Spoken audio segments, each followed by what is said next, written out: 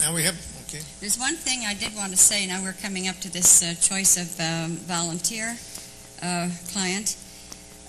I would, and I'm sorry I should have said this before, it would be helpful if you could just note down a few things about yourself, a few statements about yourself on a piece of paper with your name, if you intend to come up and volunteer as a client for this interview. We should have given you a little more time for that, but maybe you can do it in a hurry. So we will take a break, and those who are willing to volunteer for the interview can meet Ruth over in this corner, and we'll get together again at 15 minutes at the outside, 10 minutes start back. Okay?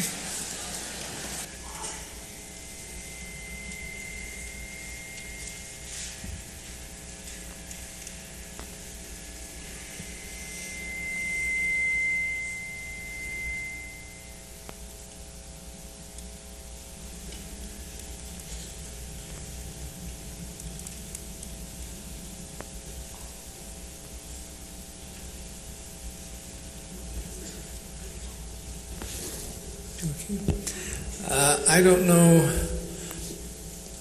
what might be of concern to you, but I'd certainly be very glad to hear. Well, my problem kind of is old and new together. I lost a set of twins about 2.5 years ago. And for me, that was a first pregnancy, and working on my career and whatnot, I kind of put pregnancy aside, thinking when I'm done with my career, I'll have children. And so that first pregnancy didn't work out very well. And with my age, I'm 35 now, as I'm getting older, and I've been trying for 2.5 years to become pregnant and have not done so successfully. I've kind of, started to feel, one, like a failure. And I think it came from once I read a poem, and the poem said that to have a child is to have your only chance of making a miracle with God. And I never looked at it that way before. I always thought pregnancy was the pits. You were fat, you were ugly. And I didn't enjoy my pregnancy at all. And when I did start to enjoy it, that's when I lost the twins. And so now I'm upset that I can't become pregnant. But right now, at this very minute, I could be. And that's scary to me, too. But it's really a sort of a double problem, that you would like pregnancy to be something you would enjoy, and yet when you began to enjoy it, you lost the twins. And now it really is a confusing situation, isn't it? Of wanting a child very much, wanting that miracle, yet not being sure. Mm-hmm. Well, I think I'm sure that I want that. Okay. I'm more afraid that if I am pregnant this very minute, that there's loss down the road. Mm-hmm. Mm-hmm. That's where the past comes in, that right. It might end in tragedy again. Mm-hmm. Right. Mm-hmm. And it's one of those points now where every month I wait to see if I'm pregnant, and every month I'm disappointed. Mm-hmm. Mm-hmm. So it's a recurring issue.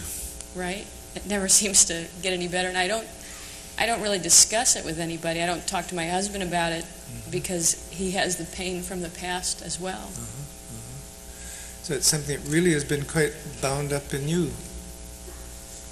We haven't felt free to talk about it. Right. And I guess I question myself in a lot of ways too, as if I had made attempts earlier, mm-hmm. would it have been easier? Mm-hmm.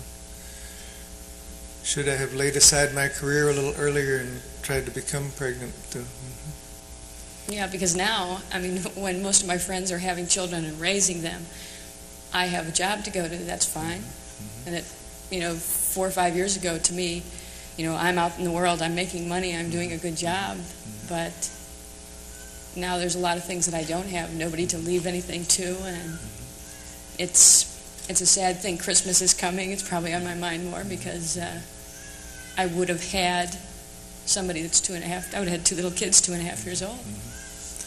And so you're asking, did I make a mistake? Yeah. You know, I guess that's a scary thought, to think that your whole life has been a mistake along the way. Did I make a very grave error in not having made the attempt sooner? Right. And I look at it that more and more things seem to play on it. The pressure from my family. I'm an only child, so consequently my mother always wanted to have a grandchild. She has a terminal illness now and could possibly die. I mean, it could go on forever, for a long time, but, as if I haven't given them what they'd like to. But there's a lot of pressure toward, you must have a child, you must. Yeah. But I guess I think of so many things that go on with that with me. I believe in you either win or you lose, and to me right now I've lost. I'm not quite clear. You feel it was win or lose and you have lost? Yeah. To me I play games, I do things to win. And in the pregnancy, I wanted to win to have the child, and instead I lost. And I don't like to play things that I could lose. So that's one game, a very important game, that you feel you lost. Yeah. And you're the kind that likes to win. Definitely.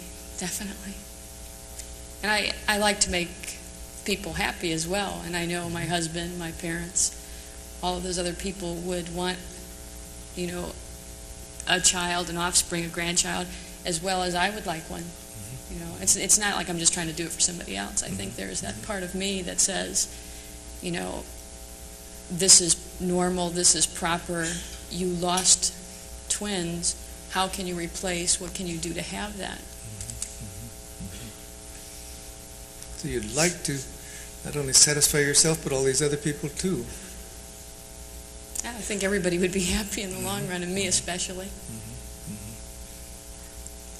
It just means a tremendous lot. Yeah, I don't think there's anything that I could, if I cannot have children, I guess I would have to deal with that. But I don't think there's anything I can replace that with.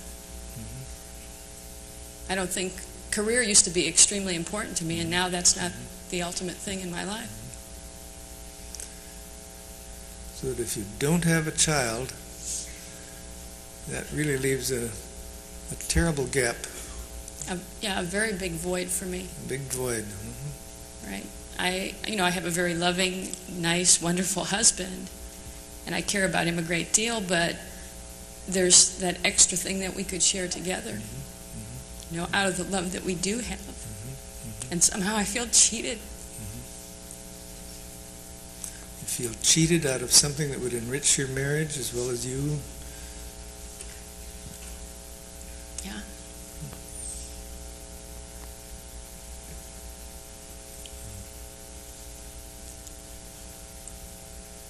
And like I said, with the possibility of being pregnant right now, there's just, it's like I don't believe I'm telling a whole crowd of people this, but I don't really want to tell anybody because I'm afraid of, of the loss, and yet it bothers me tremendously. No, I can understand that. That it's kind of thing where mentioning it might be superstitiously wrong or something. I mean, it might... Well, that, and I guess if I am pregnant, I would like it to be nobody knows until they can really, really tell, and then maybe it's going to last that time. So that in many ways it's something you still want to keep to yourself, and yet find yourself telling a lot of people. Yeah. As far as telling anybody my possible condition, that I haven't done. And I don't know, it's something that I'm not going to tell my parents. I don't even think I'll tell my husband for quite a while. So it really is something highly personal and kept within, and easier to talk about to strangers than it is to people who mean a lot to you. Yeah, because the people that mean a lot to me could also have the hurt again. And you don't want to lead them on and then no, think of another tragedy. no, not like the last one. That was very hard.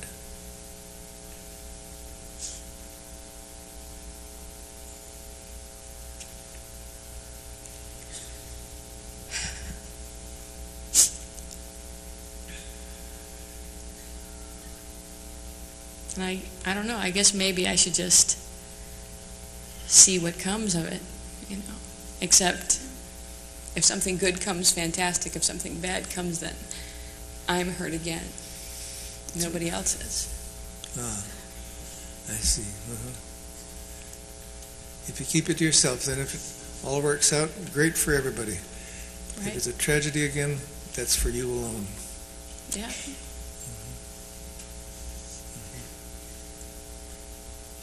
I guess maybe I think that I have some guilt left over from the last time. I think whenever you know, even though it was a premature birth, if you lose a child, I think you place some guilt on yourself. And I don't know, I guess I just do wondering if I shouldn't have done certain things and whatnot. Could I have made a difference? Could I have done something differently? Right. And I try to, you know, in my head say, no, you had a less schedule than you usually have. You were more calm. You were resting more. I say all those things to myself logically. But when you go through the loss, there's no answer, then you're kind of stuck with, well, I was the keeper and didn't do well. So your mind says you were doing as well as you could possibly do, but something in you says, well, but maybe you could have done something. You were the keeper, and you did lose. Yeah. And I think that's part of that, though, is the reason that I still want to have the child. Not only do I want one, but I want to fight back and say, hey, you know, this doesn't happen to me. I'm a winner. Yeah. And see, then it comes again into things like, I've always had everything I wanted. You know, I was an only child. I was probably a little spoiled. I had a job. I had a career. I've had money. I have a house. You know, I have a decent marriage. I have all the things that sometimes people make comments about of, oh, well, now she has everything. And that one thing that I wanted, I didn't get. So it would look as though, no, you've got everything. Not the important thing you want. No, which then turns things for me into being the failure aspect. Not doing well, of being the failure. Yeah. So that at some level, to yourself, you're a failure. Yeah. But I suppose all I can do is keep working at it, maybe. Of course, then there's the biological time clock. And so not everything is in my corner. That's right. And usually I can work on things or put things in perspective and do things that I have some control. And this is something I don't have control of. That's right. There's some things you can't manage, you can't manipulate, can't control. No, not this one. At least I don't see that I can. And you're the kind of person who's accustomed to controlling things, getting things your way. Yes. Hasn't worked out bad so far, except for that aspect. In a lot of ways that's worked fine, but not here. No. And there is no way to have the control. I mean, I don't know if it's God or fate or whatever is going to make that determination, but it's out of my control. And I didn't get the last. It's out of my control. Even though I have different kinds of, medical support that say that I'm healthy and normal and everything is fine. And, I go to a specialist at this time so that I can try to make things work better. Nothing seems to be working right anyway. So, then I'm back inside myself again with, well, what's wrong with me? Why isn't this working? How hard can it be? That seems to be evidence to you there must be something wrong with me. Yeah. It's nobody else's body that's not functioning correctly, it's mine.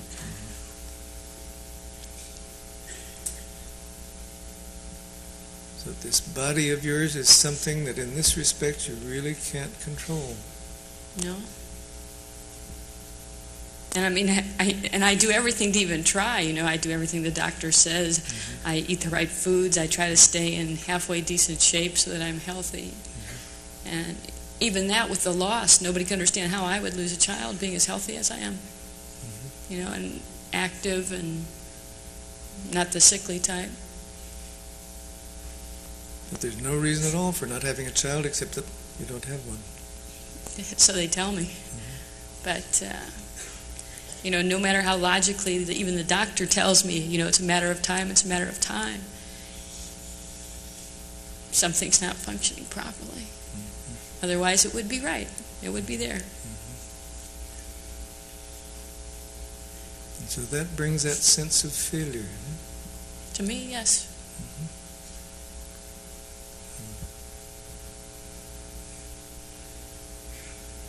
And I guess I want to succeed, and I want everything that I want. Mm-hmm. Mm-hmm. And then I look at things and I say that I'd rather give up my career to have a child. If I didn't have a house, that's fine, I could do something else. But I can't seem to win at that aspect. Mm-hmm. If there were some sacrifice you could make in return for having a child, sure, you'd make it. Yeah, I would. Mm-hmm. I would do whatever had to be done. And I make my vows that if I do have a child, I would be the best little parent and all this good stuff. But, which then... That really touches you. That you just promise to do everything right. Yeah, I do. Mm-hmm. If. Yeah, if.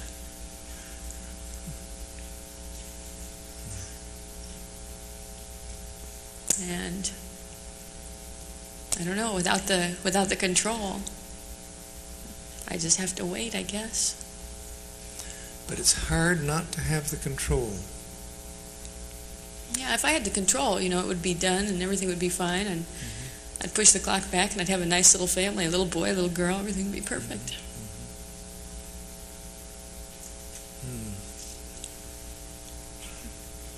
That sounds as though there's some grieving over what might have been.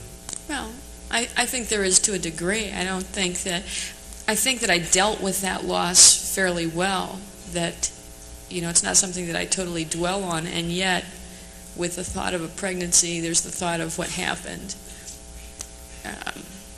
With the thought of Christmas, there's always the thought of that we visit the grave. Mm-hmm. And all those things come up. And create some sad tragedy feelings. Keeps being lived over again. Yeah. Especially perhaps at this season.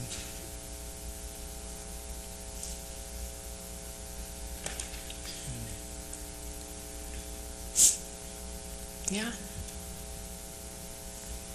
So the grief is still there. Well, I think the grief comes and goes. Mm-hmm. There are some times that are fine, that that it's very rational and logical to me. And then there's other times that, depending where I am and whom I'm with and what's about and what children are there, things pass through my mind. It can hit you. Yeah, it does. It comes and goes. Mm-hmm.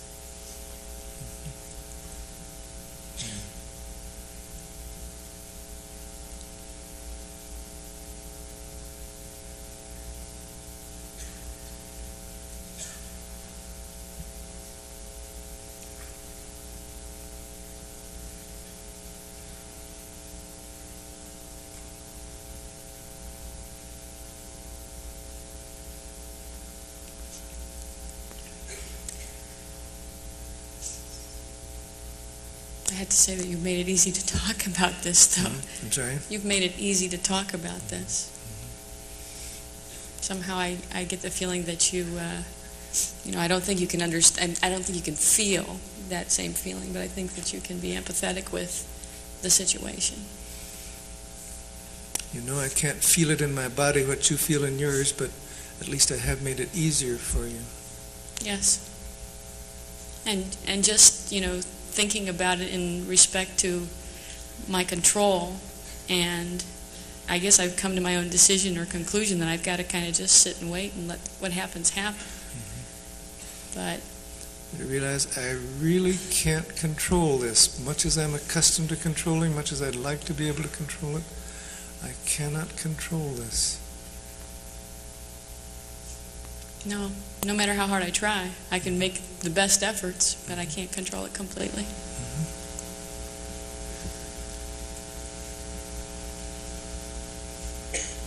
And yet that doesn't mean that I still don't feel like I've made some failure along the way. You say that doesn't keep you from feeling something of a failure. Yeah. I can rationalize and say, I can't control, there's nothing I can do about it, that's the way it's meant to be.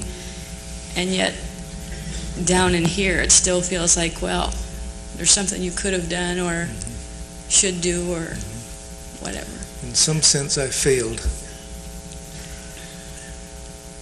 Yeah, maybe not me. Maybe not me exactly.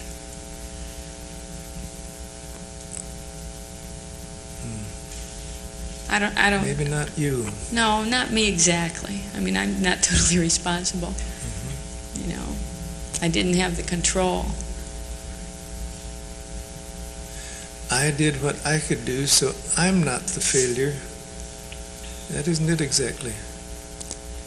Well, I guess I know I'm not exactly the failure, but there's still that feeling inside me that says that something else could have been done. And maybe almost a bodily feeling, isn't it? Yeah, because it's not a thinking thing. You know, because I realize that. But something in you says something might have been done. Yeah, maybe it's the loss feeling. You know, maybe it's something that says I don't have this and I still want it. And so it's failure of not being able to fulfill that.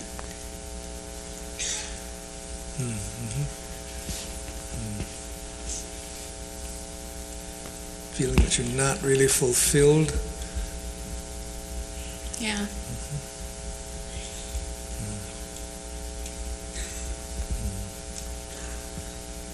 Not complete. Sounds like a real sadness you carry around with you. I think it's a sadness, and yet I think sometimes it helps me in some of the things that I have to do and some of the things I do.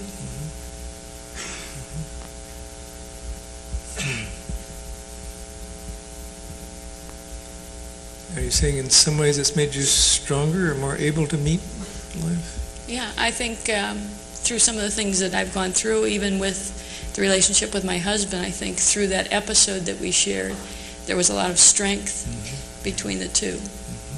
And even though there has not been a lot of discussion, you know, as far as how we felt in relation to the loss, I saw a side of my husband I'd never seen before, which showed me a great strength in him. So that in spite of the grief and the loss, some good things emerged from it. Oh, definitely. If anybody can say something good came from that, I think the love and the strength are good. I guess I would just like to complete that, though. I'd like to complete that, though, by being able to give him a child. It's a very deep wish. Yeah. I see that our time is almost up. Is there anything more that you want to say? No, just that I appreciated talking with you. Okay. Thank you. Thank you. But hold it, because they may want to ask you questions as well as me.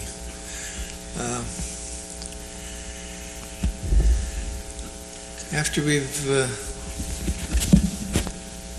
sat here for just a minute, possibly you'd be willing to think back and say how the interview seemed to you, and then I'll say how it seemed to me, and maybe we could let them in and let them ask questions of us. Would that be okay? Sure. And maybe Ruth can join us too, and we can all take part. Do you want to say how the interview seemed to you? When I first came up here, I felt very, very tight, and I know that I cross my legs a lot when I sit, and somebody may interpret that as closed. I think this is just comfortable for me. I know that after we took the minute to kind of get a little composure, I felt a lot better. And then as we started to talk, just your facial expression and some of the things that you repeated back to me made me understand some of the things that I was feeling and saying, as well as I think I became more comfortable because I remember touching my chest when I was talking about my feeling, and it wasn't an angry touching or an upset. I was kind of warm and soft, and I felt that way. And I guess the only thing else that I could say is that as I think about it now, and since I teach at a university level about you, and some of my students always wonder how, where do you move and how do you go with just and moving on. I found it very easy to want to talk with you. I didn't feel like I had to prove myself, that you had any judgmental type of attitudes towards me, and I felt very comfortable.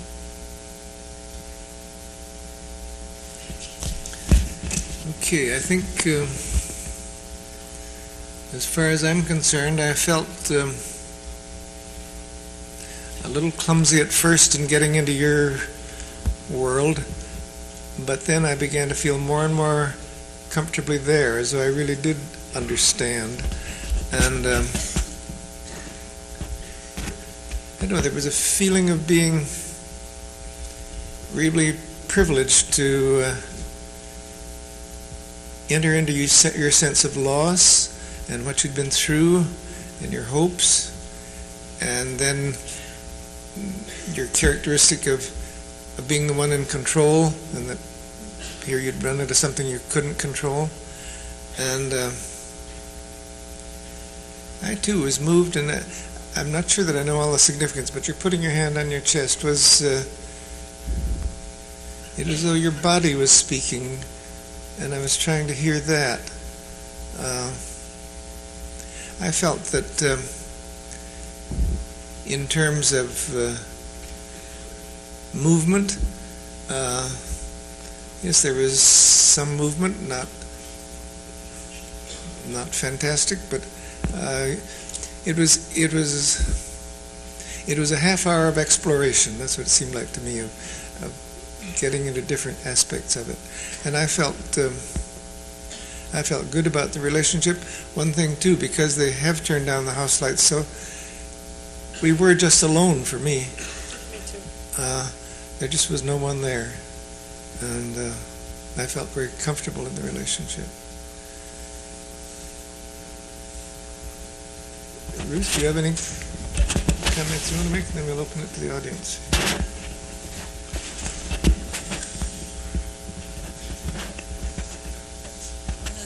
Which seemed important to me was the use of silence. The way in which Peter Ann was silent, but it seemed to be a working silence. And twice I felt that, because she came to something different at the end of the silence. And it was not interrupted. I don't know whether Peter Ann felt that or not.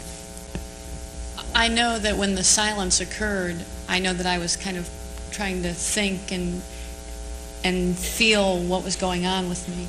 And so I guess I was trying to draw some kind of closure to where we had been, find what I had touched upon. Get more familiar and more comfortable with your own feelings at Yes. that time. Yes, I felt those were definitely your silences, and that you were quite obviously working during the silences. I think part of the time too, I was looking into your face and into your eyes to see, what I was getting from you, and I think that helped me as well to come to some kind of decisions or conclusions based on the niceness that I saw coming back. I think I have a question, Peter Ann, if you're willing. It seemed 2 or 3 times you came around to that this was a real loss and there was something wrong and somehow you'd failed. And yet another time it wasn't all my fault, but there was something wrong. And I was sensing for myself some feeling of angry about the loss and not being able to do anything about it. Was that off the track? No, there's definitely some anger that I can't control that situation or could not control it at the time. But I think there's always the guilt. If a doctor could say you lost these twins because, that would be acceptable. They can't give me an answer. You know, it's just a premature birth. And so you're kind of left without any answer. And so with that, I think I have feelings of maybe I shouldn't have washed the dishes or maybe I shouldn't have swept the floor, but I don't know the answer. And so I think that's something that's going to be out there forever, unclear. Now if you'll turn up the house lights, some we can get questions from the audience.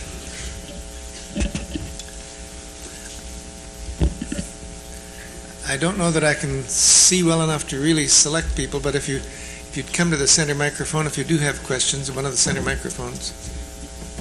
And you can ask questions of me or of Peter Ann, or just make comments, whatever.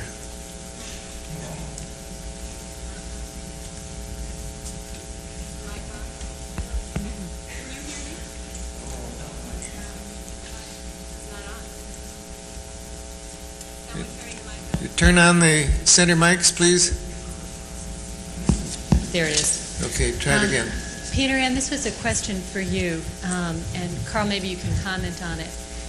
As I watched the interview, I had a sense that when you started out, you were at one level of talking about your experiences in the moment, of your fears about being pregnant, and the excitement and both the fear about that. And as the interview progressed, my sense was that you went from a stance where you were more, earlier on in the interview I felt you were blaming yourself a lot and calling yourself a failure. And I noticed, or I felt, that toward the end of the interview you seemed to be more able to entertain the notion that something was wrong and that it was not necessarily you who were wrong. And to me that felt like one of those maybe not so minuscule changes that someone was commenting about earlier on in the therapy, and I wonder if you'd make some comments to that. You want me to make comments to the about, feeling? did you feel that? Was that an accurate perception, or did you see a change from the beginning to the end? I think I saw a change from the beginning and the end to, I started out with my narrow scope of that I had a loss. Mm-hmm. And then I think there are so many more things that play on that I saw myself changing to not only the loss aspect, but all these other things that affect me in relation to the loss. And yes, I don't think that it is my fault. You know, and I think I tend to blame myself. I do. And I'm not sure that I'll ever get over blaming myself, and yet at this very moment I realize more and more that there's nothing I could do about that. I guess I felt the shift from blame to loss during the course of the interview. I was impressed too, if I can comment on that, when you said toward the end that when I said you're a failure, and you said no, not me exactly.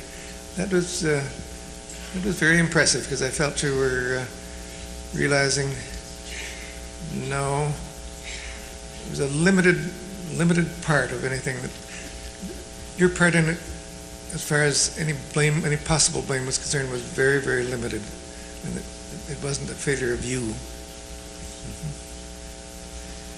Yes, I have been a little puzzled by the remark you made, Peter Ann, to Carl Rogers about him being not empathetic. And I think I understood that, and Mr. Rogers, you tried to clarify that by saying, I did not understand, I'm not understanding with my body what you are feeling in your body. But I don't think Peter Ann was talking about your body as being different. I think she was talking She was just strictly saying that you were not really understanding what she was feeling. I'm sorry. I'm going to be very presumptuous. And I hope you'll forgive me for doing so. But I think what you were saying, Peter Ann, is that you made a decision years ago to have a career rather than have children. And now you're 35 and your biological clock is ticking away. And the guilt you are feeling, I think, is about having made that decision, and there's nothing you can do. You are willing to trade anything you have to not have made that decision. But you made that decision years ago, and you don't know what to do. The doctors, if the doctor is telling you, you lost your babies for this or that, you're looking for an answer, and in fact you have the answer.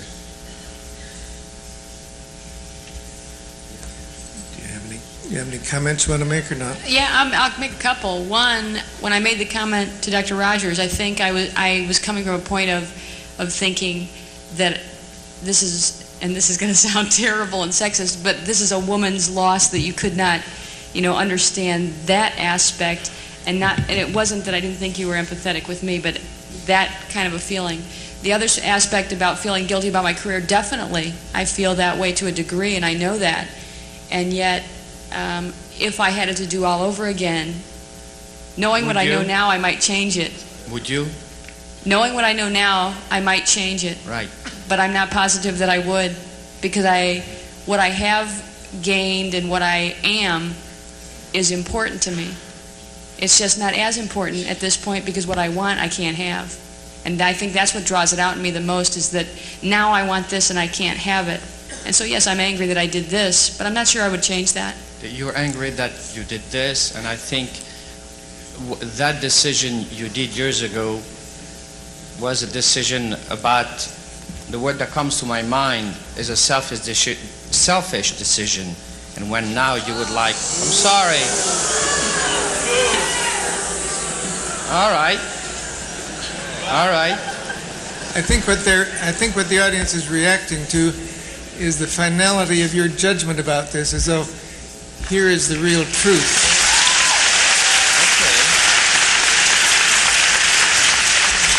Okay. Well, I think from confronting some part of our decisions, and I'm not saying that the decision you made was wrong. I'm not saying that at all. But I think by facing the fact that you made some decision years ago, anyway, there's nothing much I can say. I think that most of what you've said, she already said in her interview. But then when you sum it up in a very final way, as though here it is, that I think is the tone of voice that rubs people a little the wrong way. I'm sorry. And I guess I look at it that he's entitled to his opinion. I would give him that much. No, I didn't mean that nasty. I could understand his side. Also, I was glad to know I really did understand when you were saying, yes, it was a woman's problem. I couldn't fully understand it no matter what, just from a physiological point of view. I was very struck that most of the time, Dr. Rogers, the words that you used when you talked back to Peter Ann were her words. And I was thinking about the way that I do therapy, where I often change the words or say something different. And the feeling that I began to get was that was a very effective way of tuning in to you, Peter Ann, in terms of just that flow of real positive energy and love between you, because you were hearing very explicitly the same things that you had said in a very sympathetic and loving way. When you talked about Dr. Rogers you looking at his eyes and his face and experiencing that kind of feeling, I certainly experienced that in the audience as well. So I guess my question really was for you, Peter Ann, is what that felt like for you to hear your words coming back to you and not something in addition, particularly during the first part of the interview. I used to always think that would be frustrating, but in that experience, I think it made things clear, and it pointed out to me what I was thinking and feeling and saying, that maybe sometimes I speak and don't really think what I say, and it helped me to understand. One thing I would say on that is that you're quite right. There was more of that at the first of the interview, and had we gone on to other interviews, probably I would have used less of her words. There would have been more catching the underlying feeling. Some of that was beginning to go on.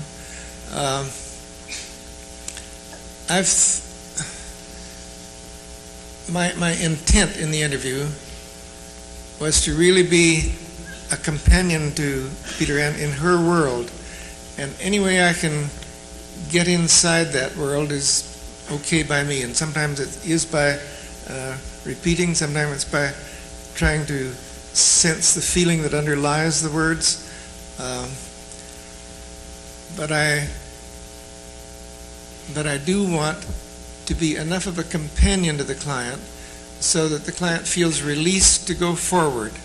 And also, I want to make the relationship so safe that things that can't be said can be said, and feelings that can't be experienced that cannot be experienced can be experienced in the relationship.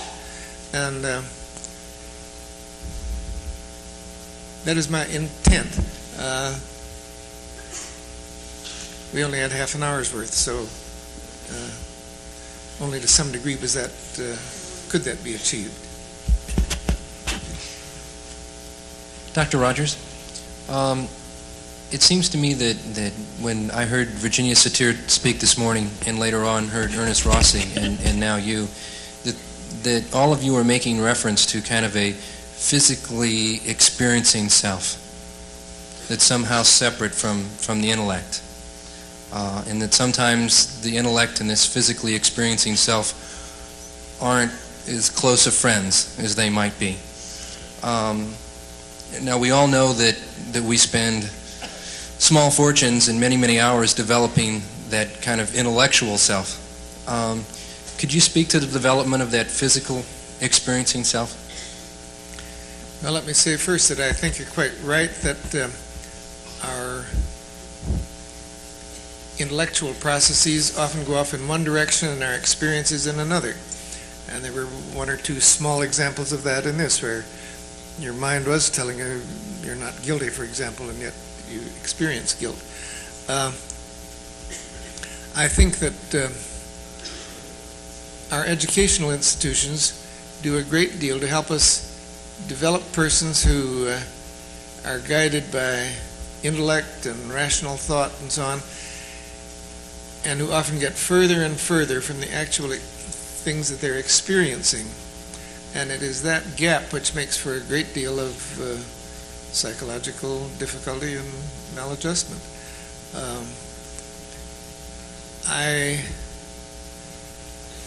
think there is no fundamental reason why we couldn't be educated to trust our experience as well as our intellect. But unfortunately, that's not often the case. And many of us grew up to trust the intellect and the rational and the reasoning and get quite out of touch with what we're actually experiencing. So that, yes, I do feel that's an important thing. And something that probably ties together a great many rather different therapeutic points of view. Which reminds me of one other thing I want to say about my style in responding to a client. I'm not saying that's the way you should respond. I feel that each person has to develop their own mode of therapy. My feeling is I'll put it very specifically. If you record your interviews and study them later, you will find things that you do that are very helpful, and perhaps they're very specific to you. You'll also find things that you do that really don't seem to advance the process at all, and that perhaps get in the way of it. And those you can drop. So that I'm not talking about just doing what you feel like doing, but after carefully studying what you do, then gradually developing your own way of being with another person, which is helpful. And that, I think, is I don't ask anybody to do what I do. I do it because that's good. That's a way I've found of being helpful to people. Your way might be different, but examine what you do so as to make sure that what you're doing is helpful and not unhelpful. At some point,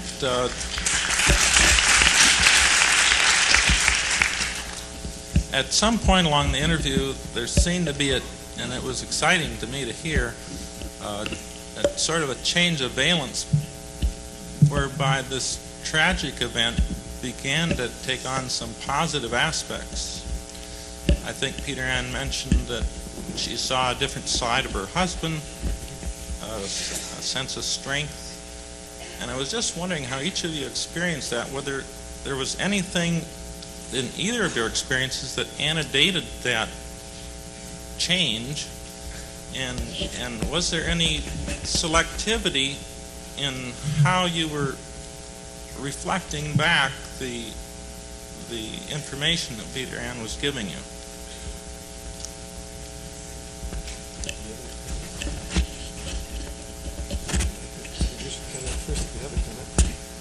My comment would be that I believe we were talking about the failure aspect, and we were talking about the loss, and it came to me, as it did then and does periodically, that there was some very good moments, even though it was tragic, and that makes me feel good. That may have even been when I put my hand on my chest. I'm not sure. It may have been in the same area, but there are some very good points of that, and I guess I'm not exactly sure how we got there, except I think we were talking about the failure aspect, and I think I'm not totally a failure, and that there are some good things that came from that, and I helped with those and learned some things through those. I just wouldn't be sure at this moment how we arrived at that point. I'd have to see the videotape or listen to the recording to find out. But, and I certainly felt that shift in evaluation of it, but I wouldn't want to... But both sides were there. That is, the grief and the loss and the tragedy, and the fact that some good things came out of it. And I wanted to be respectful of both sides. But it is true that positive side came out. Thank you. Any other? I saw the interview as starting out broadening in scope as it went on, becoming more exploratory. And more things were dealt with. But I guess, Peter Ann, my concern is that you'll go on exploring, the scope will broaden. Do you think that the client-centered approach would be enough to resolve your conflicts? I think that had we had more time or further interviews, that we could have explored the avenues that I mentioned. I think they all play a part for me. And maybe it did seem like it broadened, and yet I think those were things that I felt more safe to bring in, that this bothers me too, and so does this in relation to that. And I would hope that we would eventually deal with those and I could come to some closure on them. Thank you for that. But I guess my further concern would be that you were a very vocal client. You could say what you wanted to say, and you had all your feelings out in the open. I have to go back to a culture. I have to go back to South Africa. And I know that most of the clients that I will work with won't be able to express themselves that well. Dr. Rogers, what do I do?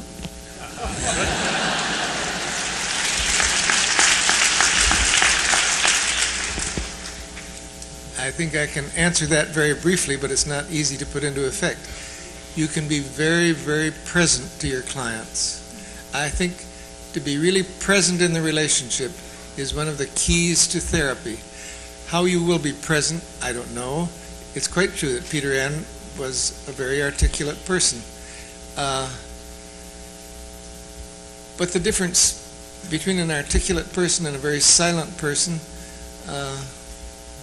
isn't all that great. I recently had occasion to go over some of the recorded interviews that I held with a schizophrenic client when we were doing our research on working with schizophrenics. And the length of some of those silences, 16 minutes of silence, my God. And yet, that was a working silence, and at the end of that, some very important things came out. I guess I would say that the significant themes in any interview are usually very few, they can be stated in a few sentences. And some people who are very silent and not articulate and nonverbal may only utter a few sentences during the time you have with them. But if you've made it a safe place, a place where they can feel free, those sentences will have real significance. The more articulate person also says a few very significant things, but also gives many of the details and helps us to understand the context and so on. But the difference between dealing with an inarticulate and an articulate client is not as great as it's sometimes supposed to be, in my experience. Thank you.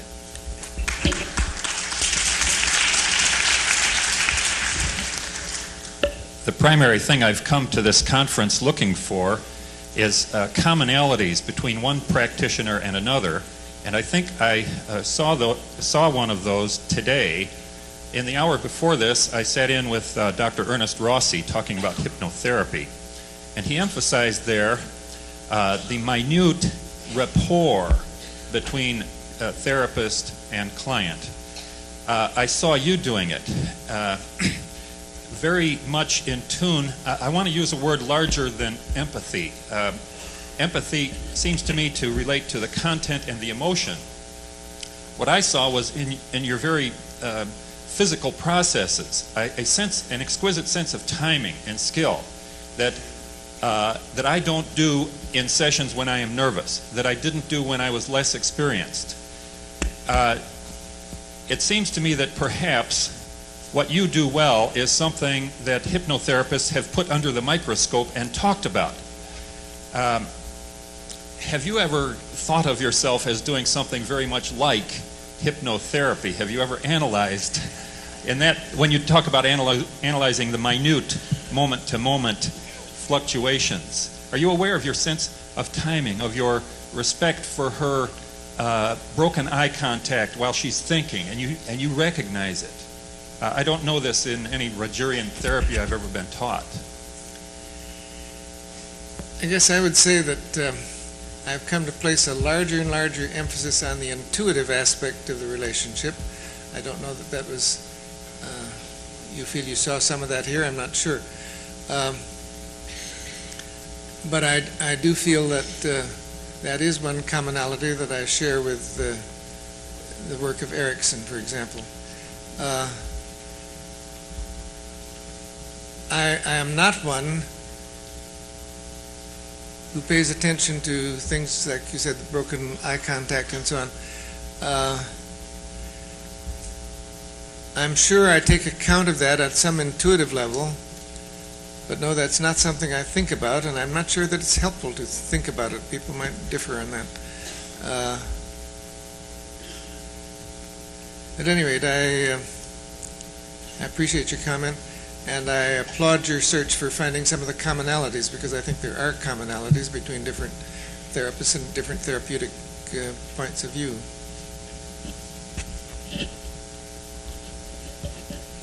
I thought I detected throughout a large portion of the session an emotional message in the shakiness of Peter Ann's voice. And my question to you, Dr. Rogers, is, was there a specific reason why you chose to respond to her words? As was mentioned earlier, you responded very often in her words, and you did not choose to respond to the nonverbal message that she was giving you in her shaky voice. I wonder if there was a reason for you making that choice. I guess I responded to it in my way. I certainly noticed the shakiness in her voice, which came and went. But I responded to it in different ways. I remember at one point saying that was very, very hard. And I was responding to the fact that she was close to some very deep emotions. I might have responded differently or perhaps better, but I was not unaware of what you're talking about. Do you have any comment on that, Peter Ann? Not really, although I knew that I had tears in my eyes and I know that I had the shaky response, and yet I felt that I was being responded to and being allowed to do those things. Perhaps one more question on Thank the you. interview? Is there another question? Yes. The picture that you get on the screen is a little different than I get when I'm looking right here, but when you were first starting and when I was looking at Peter Ann, I was seeing her face and I was seeing the colors that she chose to wear, and my first impression was, this is a woman in mourning. And I'm wondering, sometimes I My have... luggage didn't arrive. Okay. This is what I flew in yesterday. I can often be wrong with my wonderings, and I'm wondering, Dr. Rogers, if you ever have those kinds of first impressions, and do you wonder out loud about them with your clients at all? I guess I'd put it more broadly. Some quick impression I probably don't voice. Any persistent feeling, if I had felt, for example, that she was always on the verge of tears or something like that, yes, I would. And wait a minute. Any persistent feeling in myself I would express. So that if I became concerned or had a certain feeling, yes, I would express that to her. But in wonderings of the sort that you're mentioning, I don't do much of that. That may be a loss to me, but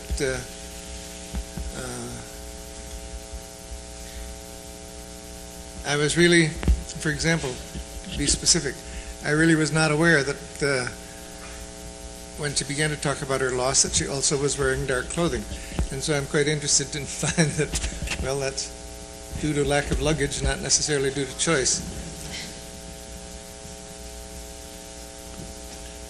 So I think such wonderings perhaps are useful, but they can be overdone. I think perhaps now we've talked enough about the interview, and I certainly appreciate, Peter Ann, appreciate very much your willingness to come up.